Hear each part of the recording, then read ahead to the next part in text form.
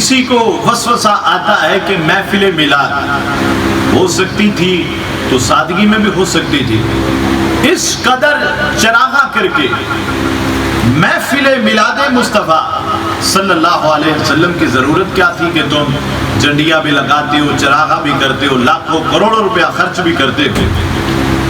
تو وہ بخاری شریف کی اس حدیث پہ ذرا غور کرے۔ حضرت ام سلمہ کے پاس میرے آقا صلی اللہ علیہ وسلم کا ایک منہ مبارک تھا، اور انہوں نے اس منہ مبارک کو چاندی کی ڈبیا کے اندر رکھا ہوا تھا۔ وہ زمانہ جب کھجور بھی ہے کہ کھانے کو ملے، لباس کی تنگی، کھانے پینے کے لحاظ سے تنگ دستی، ہر لحاظ سے آزمائش تھی۔ اس زمانے میں انہوں نے چاندی کی ڈبیا بنوا کر اس کے اندر رسول کریم صلی اللہ علیہ وسلم کا منہ مبارک رکھا۔ ابھی صحابہ کرام بھی زندہ ہیں اور لوگ علاج کے واسطے آتے ہیں اور وہ پانی کا پیالہ لیتی ہیں، حضرت ام سلمہ سرکار کے منہ مبارک کو اس میں جو ہے ڈالتی ہیں، اور بیمار کو وہ پانی پلایا جاتا ہے تو اللہ شفا عطا کر دیتا ہے۔ تو حضرت ام سلمہ رضی اللہ تعالی عنہا، آپ نے منہ مبارک سنبھالنا ہی تھا، کپڑے کے اندر بھی سنبھال سکتی تھی یا کسی لوہے کی ڈبیا کے اندر بھی سنبھال سکتی تھی،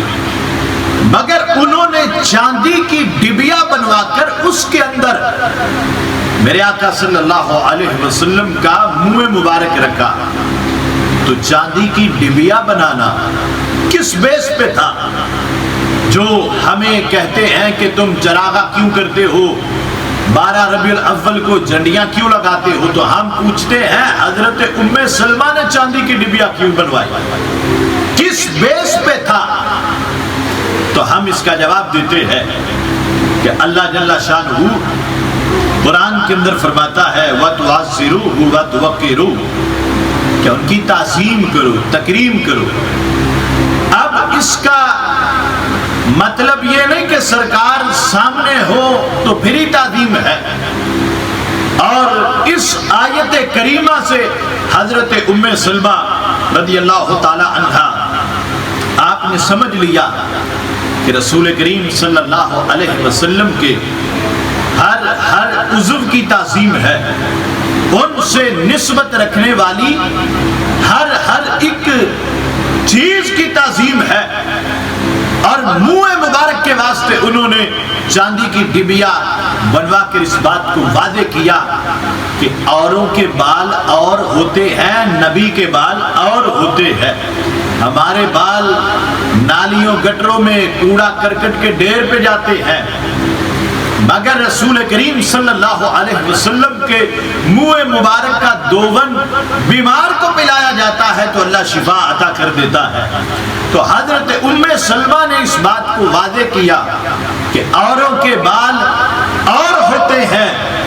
نبی کے بال اور ہوتے ہیں۔ تو ہم نے چراغاں کر کے، گھروں کو سجا کر، مرحبا یا مصطفیٰ کے نعرے لگا کر،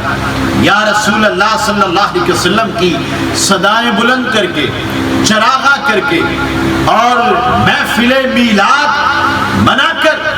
اس بات کو واضح کیا کہ اوروں کی ولادت اور ہوتی ہے، نبی کا میلاد اور ہوتا ہے۔ کہ کیا صحابہ کرام نے میلاد منایا تھا جنہوں نے ڈائریکٹ رسول کریم صلی اللہ علیہ وسلم سے دین پڑھا، ایمان حاصل کیا؟ تو جب صحابہ نے میلاد نہیں منایا تو تم میلاد کیوں مناتے ہو؟ تو ہم یہ کہتے ہیں کہ سب سے پہلے اس بندے کو سوچنا چاہیے کہ جو میلاد مصطفیٰ صلی اللہ علیہ وسلم کی محفل پہ اعتراضات کرتا ہے، کیا ہم محفل میلاد کے اندر کسی کو گالیاں دیتے ہیں؟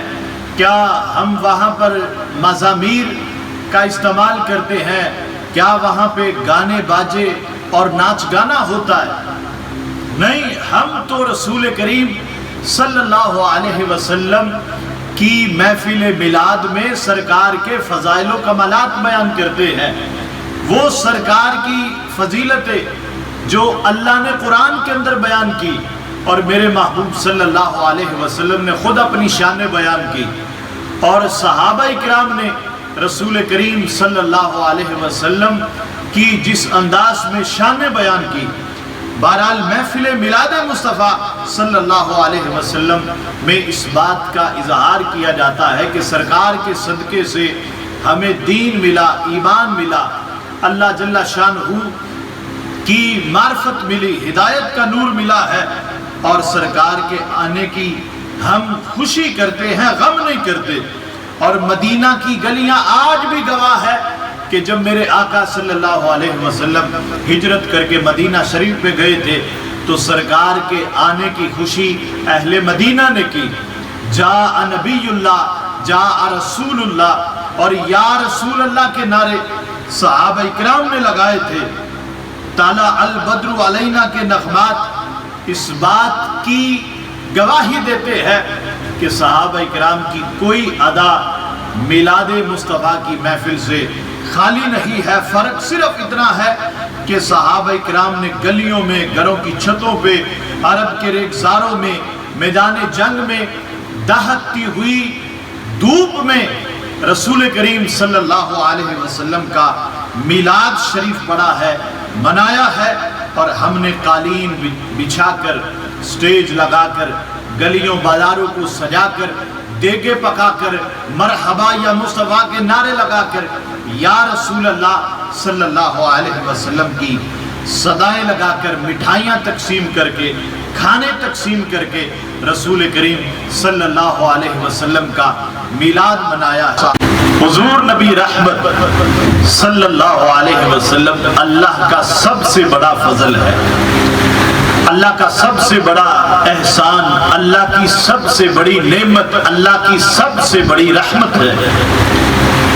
یہ ہمارے آقا صلی اللہ علیہ وسلم کا صدقہ ہے کہ ہمارے چہرے نہیں بدلتے، آسمان سے پتھر نہیں برستے، خون نازل نہیں ہوتا،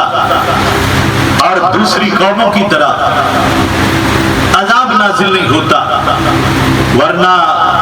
جیسے ہمارے عمل ہیں وہ کسی سے چھپے ہوئے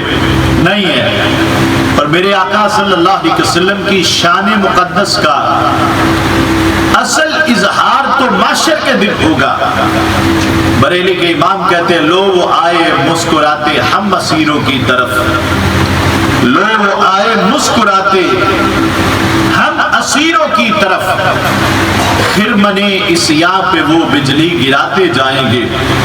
وسعت دی ہے خدا نے دامن محبوب کو، جرم کھلتے جائیں گے اور وہ چھپاتے جائیں گے،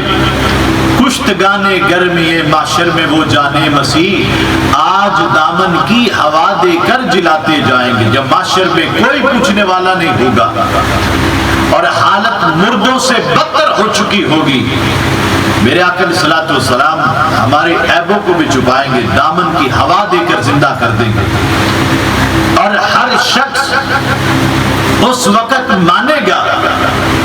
کہ معاشر میں کسی نے میری بات نہ پوچھی، حامی نظر آیا بس ایک دو نظر آیا، بازار قیامت میں جنہیں کوئی نہ پوچھے ایسو کا خریدار ہمیں تو نظر آیا، ظاہر ہے حسن احمد مختار کے میں نے کونین پہ سرکار کا قابو نظر آیا۔